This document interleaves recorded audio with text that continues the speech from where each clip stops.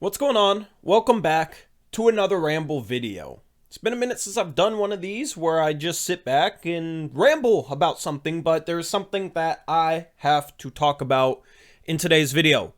First off, Eric has a mailbag tomorrow, so if you want to go ask him a question, I don't know if he's recorded it yet, but go to the community tab of the channel and you can ask him a question. And I'm going to let him touch upon Dame's comments in terms of team building and all that sort of stuff. But in this video, I want to touch upon Dame's comments that he made to Stephen A. Smith, which made major headlines. It was very noteworthy because we had never really heard Dame talk like this on air. I want to talk about his comments in terms of how it could actually hurt his own ambitions.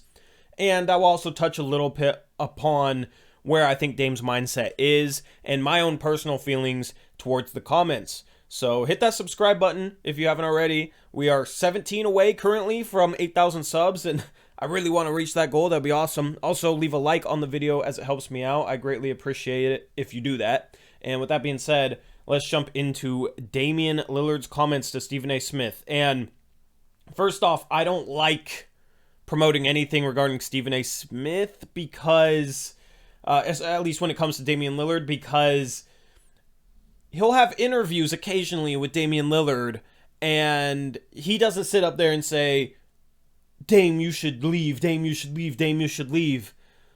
But then when he talks about Dame, it can be a day after, it can be 2 days after, when he talks about Dame, all he sits there and says is, I tell Dame all the time he should leave Portland, and he should leave Portland, and he shouldn't be there, and blah, blah, blah, blah, blah, blah, blah, blah, blah. Okay, he's gone on air before talking about how he respects what Dame wants to do, but then he won't say it to his face that he should leave, but then he'll go on air when Dame's not in an interview with him and say that Dame should leave. I just don't like ESPN or, First Take or Undisputed. Those types of shows are very narrative based in general, so normally I don't really talk about them or hosts that are on those shows, but with something like this, I have to make an exception. So Damian Lillard said to Stephen A. Smith, it was a broadcast during a game, Stephen A's World or something, and Dame did an interview during the game, and Dame said, it ain't a threat, I ain't gonna say I'm putting them on the clock, them being the Blazers. I'm just saying if those things can't be done, if we can't do something significant like that, and then this is a paraphrase, put together a competitive playoff-ready roster, then we won't have a chance to compete on that level. And then not only will I have a decision to make, but I think the organization will too, because at that point it's like, are you going to go young or are we going to get something done? I think we just kind of been on the fence with fully committing to either one. I just think we at this point now where everybody wants to win, they believe I deserve that opportunity. And I think these comments have a lot to do with how this past year's Trailblazer team was built. This past year's Trailblazer team brought in Jeremy Grant, brought in a really good young rookie in Shaedon Sharpe, and Dame has been on record saying Sharpe was kind of the exception in terms of youth this season, but beyond that, I had a big issue with a lot of the role players, a lot of the guys off the bench. And I think the bench held back this team in a major, major way. And it's frustrating too because today is Sunday. I just got done watching the Lakers beat the Memphis Grizzlies because of two specific role players. And those two specific role players were Rui Hachimura, who I was begging for at the deadline, and the Blazers could have traded 2 second-round picks for. Now, it would have put them into the tax, but funny enough, they got so far below the tax that they could have traded 2 firsts for Rui and absorbed them with the traded player exception that they had from Robert Covington, and they still would have been below the tax. Maybe they would have had to trade out a minimum salary, but, that was doable. The Lakers ended up trading Rui for 3 seconds because they had to take salary, because the Wizards had to take salary back. They had to take back Kendrick Nunn. In the Blazers situation, they could have traded 2 seconds for Rui, and they decided not to, and Rui went off today. He had 23 points or something like that, shooting 8 for 10 from the field, if I recall correctly. He just absolutely went off. And then Austin Reeves, who was undrafted, who I had a first round grade on in his draft class a couple of years ago.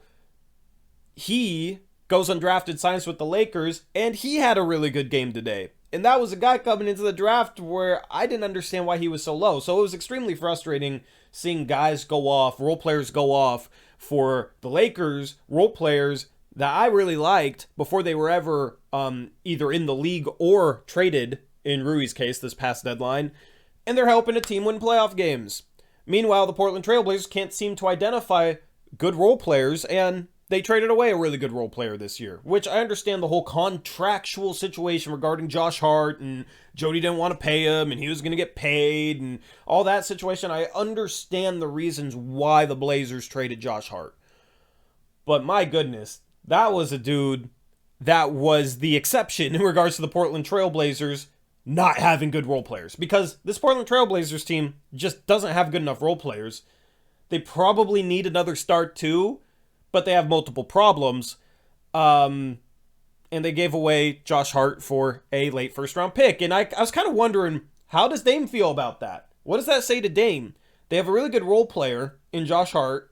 Maybe he's not in the right role, but he would be great off the bench. I mean, just look at what he's done in New York. And he helped New York win a playoff game yesterday. He was huge for them. But the Blazers traded him away for a pick that ended up being the 23rd pick and a reclamation project in Cam Reddish, which I don't think is going to turn into anything for this franchise. And I was kind of wondering how Dame felt. And then Dame ends up making these comments. And he talked on exit interview day about how, you know, youth is a little bit of a problem in regards to this roster construction. And I think in general, in order for this team to be competitive, they have to identify and acquire really, really good role players. They can't just go the youth route, having a guy like a Trendon Watford in a role for the majority of the season. And if somebody gets hurt, all of a sudden you're playing Keon Johnson minutes, and Drew Eubanks is the backup big, and then you got Justice Winslow's the backup 4, who hasn't been good for a while, and he's injury prone, and you just have this utter lack of depth that absolutely needs to be addressed. And I think part of Dame's comments are towards getting veterans off the bench that have proven that they can play for a winning team in the rotation. Because the Blazers got a lot of guys that haven't proven that they can be in the rotation on a winning team, on a playoff team. I mean, people love Matisse Thybulle, but he could barely find the court in Philadelphia, and lineups with him in it during the playoffs in previous years really, really struggled. Cam Reddish can't get into the rotation in New York, hasn't proven that he can be a playoff player for a team. And I know he had a big playoff performance, I think, one year with Atlanta. But beyond that, he hasn't proven that he can be in the rotation for a playoff team. Drew Eubanks was almost out of the league, right? Like, the Blazers just get these guys that are reclamation projects. And I think Dame's frustration is truly as much with that as it is with going young. Because it's either reclamation projects or going young, and either way, it's just not good enough role players for this team. But the problem is that this team also needs to get another star, and these comments potentially hurt that. Because I truly think that these comments can be used against Joe Cronin in negotiations when Joe Cronin tries to trade for a true difference maker. Because Dame is putting Joe Cronin in a spot where Joe Cronin will end up desperate for a splash. And you never want to be desperate as a GM. You never want to be put in a position where it's like, okay, we have to do this, we have to do that, we have to make this trade, we have to trade this guy out, or we have to get this guy no matter what, because then you end up either overpaying or not getting enough back. And not getting enough back has kind of been the theme in Cronin's tenure. The one exception to that trade is, of course, the Jeremy Grant trade, but he wanted to come here and had a handshake agreement with Detroit, so that's an outlier. These comments by Dame, I think, put Joe Cronin in a position where other GMs can hold these comments against him and say, we know you're desperate. We know Dame's not happy right now. Sure, 3 first-round picks for OG is a fair deal, but we want 4 first-round picks and a pick swap. And I mean, what does Joe Cronin do at that point? Especially if he strikes out on some bigger targets. You know, Jaylen Brown's been a name that's been mentioned. We'll see how Joel Embiid and the Sixers do, but that's a guy that they definitely want. And then Mikal Bridges is another guy. Dame loves him, and he'd make a ton of sense at the small forward spot for this team, but he's looked like a true star in Brooklyn and would cost a ton. So I think these comments, coupled with the position that the Blazers are in, is truly worrisome, because I could see the Blazers getting backed into a corner because of these comments, having no leverage because of these comments, and Cronin being out-negotiated due in part to these comments. I could just see him being out-negotiated regardless, but due in part to these comments, I could see this leading to, well, we have to do something, we've struck out, we can't do nothing, and other GMs will know that. And it will end up in a situation where the Blazers massively overpay for like an OG Anunoby. And it's like 4 firsts and a pick swap. Which sounds insane, but I mean, when you're desperate, these comments make the Blazers desperate and also let other GMs know they're desperate, so other GMs will be able to use that against them. So I don't like how Damian Lillard could potentially be hurting his own ambitions with these comments. It's probably the most disappointed I've been with Damian Lillard comments, because I like that Dame speaks his mind. I like that Dame's a real one. I like that Dame, doesn't hide how he feels. I've always respected that about him. But these comments specifically get to the point where it seems to me like his own comments are going to hurt what he truly wants to have happen in Portland.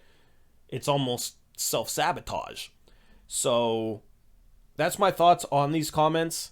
I'm not worried about Dame demanding a trade. I do think the Blazers are going to be very aggressive going into the deadline, and then into free agency, into the offseason. I do think the Blazers are going to be very aggressive going into the offseason, but if they strike out, but Dame knows that they pursued every potential avenue, and maybe they have another really good rookie, and Sharp looks like he's ready to take the next step towards stardom, and I mean, you get a couple decent role players, please, Cronin. Wish we had Rui and Josh Hart and Austin Reeves right now. But, just obviously got to get cheaper role players than that, given the constraints that Jody puts on him. But just get a couple good role players, and if the team's super aggressive for stars, but they're not able to get a deal done because they don't have a ton of leverage, or because guys are untouchable or would cost so much to get, then I hope, and I think it's possible, it's a situation kind of like last year where Dame said, oh, well, 7, a future first, and Josh Hart for OG Anunoby is too much, just draft Shaedon Sharp.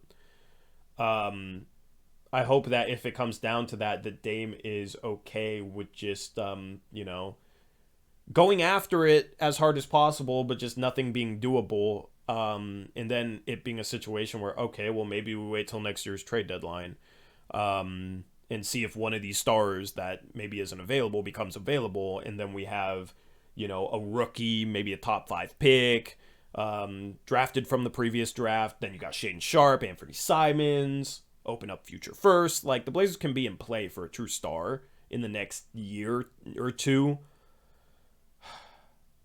But I do wonder how much patience Dame has.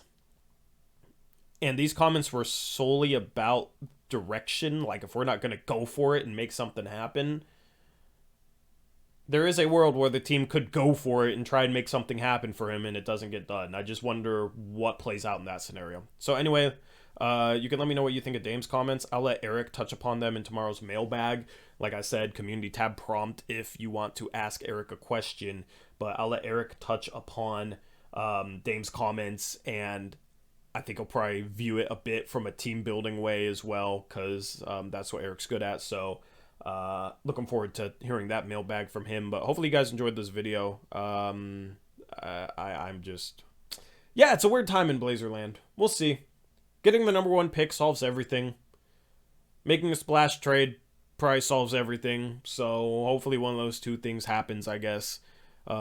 Just kind of weird being in the spot that we're in right now. But anyway, we'll have more daily content. After Eric's mailbag, I will have 13 player reviews in a row lasting the rest of April. So we'll get to talk about specific players and grade specific players and talk about their positives and negatives from the season and that sort of thing. And then when we get into May, it will be 2 weeks before the draft lottery, so we'll be able to do some draft stuff, which I'm excited for again. So anyway, I'm out of here. Hopefully you guys have a good rest of your Sunday. Until next time, as always, peace out.